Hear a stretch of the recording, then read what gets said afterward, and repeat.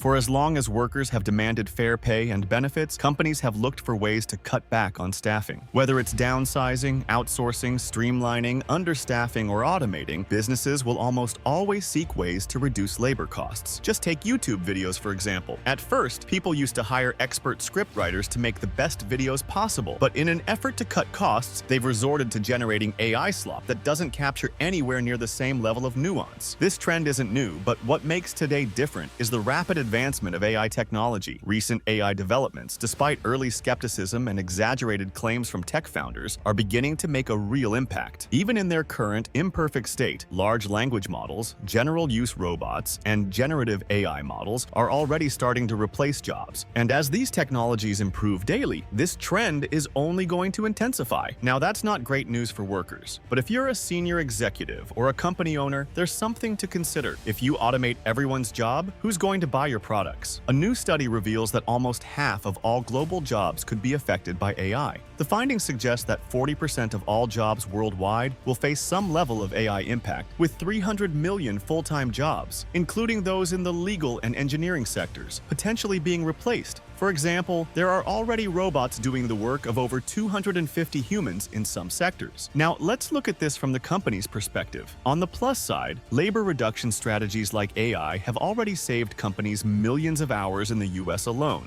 while making the remaining workforce more efficient. AI is simply another tool that allows businesses to get more work done with fewer people, or even replace entire teams. In fact, many companies are now moving away from hiring people for simpler tasks. A survey of nearly 700 companies by Metro G, a research and advisory firm, found that businesses using AI in 2023 hired 89% fewer agents than those that didn't. Furthermore, companies that introduced AI into their contact centers laid off nearly 27% of their workforce within just 1 year. These are alarming numbers, especially for industries like call centers that have already been hit hard by outsourcing, understaffing, and automation. So congratulations, your business might be more efficient and have lower costs, but there's a downside. In 1914, Henry Ford famously doubled his workers' wages to $5 a day. The myth is that he did this so his workers could afford to buy the very cars they were producing. While that story isn't entirely true, Ford actually did it to reduce turnover and outmaneuver competitors. It highlights an important principle. If people don't have jobs, they won't have money to buy your products. If we see a drastic reduction in employment rates, similar to what's already happening in AI-affected industries like call centers, companies will likely face significant revenue challenges. Fewer people working means less consumer spending,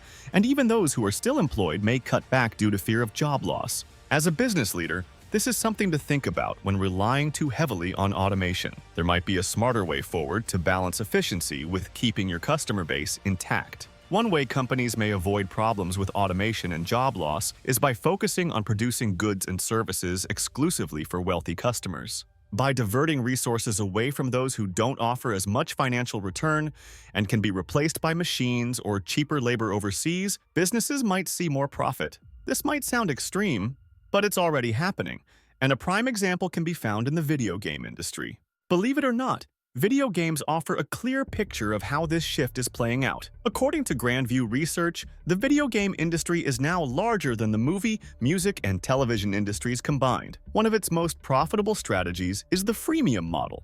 In these games, most players don't spend a dime, but a small group, known in the industry as whales, will pour thousands, even millions into unlocking premium in-game items. These high spenders essentially bankroll the games, while the free players are necessary for them to show off their paid advantages. In today's world, where people are seeking budget-friendly entertainment, the video game industry has figured out that the key to making money is catering to those with the means to spend, or at least those with access to high credit limits.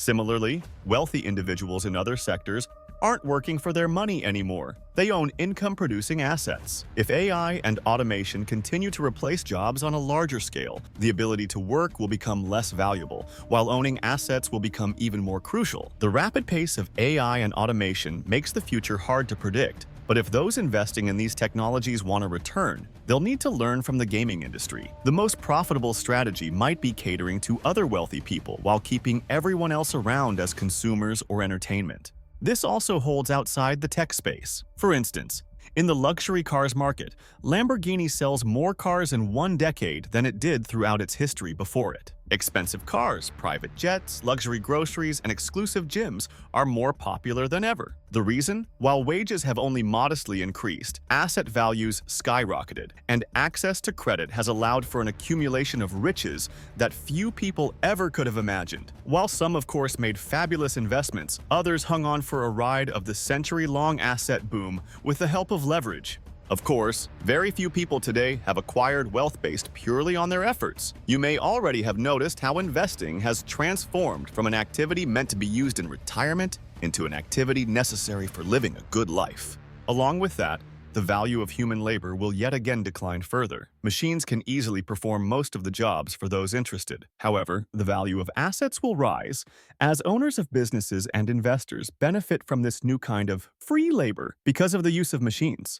This is where the discussions for policy solutions, like universal basic income, come into play. Assuming you haven't heard of it by now, UBI basically refers to a payment from the government to every person, no matter what their financial state is, that will support his or her living costs. It is conceived as a manner of keeping the economy open at a time when there are no places in it anymore for people to work, that globalization has replaced jobs with automation and outsourcing, but though UBI would keep things afloat, it is not an outcome most want. If automation is taken this far, that UBI must be implemented, then society will split into distinct camps. One group will depend on the government for survival, and the other group will be the entrepreneurs, frustrated at the taxes they must pay to support that lifeline. One group is impossible not to feel sympathy for more than the other. However, neither situation is ideal. Just recently, perhaps the most extensive UBI experiment came out, and what they found was pretty intriguing. The study offered 1,000 people in Texas and Illinois $1,000 per month, no strings attached. To qualify, people had to have a household income below 300% of the federal poverty level. Another 2,000 people received just $50 per month. The researchers wanted to know how people manage their money when their financial well-being has been augmented. Interesting, though, the study was funded by Open Research, an organization managed by Sam Altman, also the chief executive officer of OpenAI. Not surprisingly, given recent publicity around AI and its ability to displace billions of jobs, he's intrigued by UBI as the potential solution. One key finding from the study was that those receiving the $1,000 payments ended up earning less from other sources than the control group. While they still had more money overall, the subsidy didn't fully cover living costs in most parts of the US. The total income increase was also influenced by the fact that the study began just as the COVID-19 pandemic hit, a time when low-wage jobs were heavily affected by lockdowns. The researchers suggested that the reason for the lower earnings was that many people chose to work less, taking the opportunity to spend more time with their families or enjoy leisure activities. This result aligns with the optimistic vision of an AI-driven future where machines handle most of the work, and humans can enjoy more free time while relying on programs like UBI to maintain their standard of living. The study revealed an interesting but challenging reality for participants who were struggling financially. While mental health initially improved as people felt less stress, those benefits faded by the end of the first year. Similarly, food security increased in the early months but was eventually undermined by rising living expenses, even for those receiving additional income. This was during a period when participants could still work to supplement their income. While these improvements were helpful, they were temporary. In comparison to falling into poverty, the extra financial support was a reasonable compromise, but it wasn't a lasting solution. Big changes, like the outsourcing that transformed entire cities into ghost towns, often happen so gradually that they're not addressed in time. For those investing in automation, the goal is to build an efficient, automated future. For everyone else, the key challenge is ensuring they aren't left out of that future. If you liked the video, please leave a like and subscribe to the channel for more. Thanks for watching!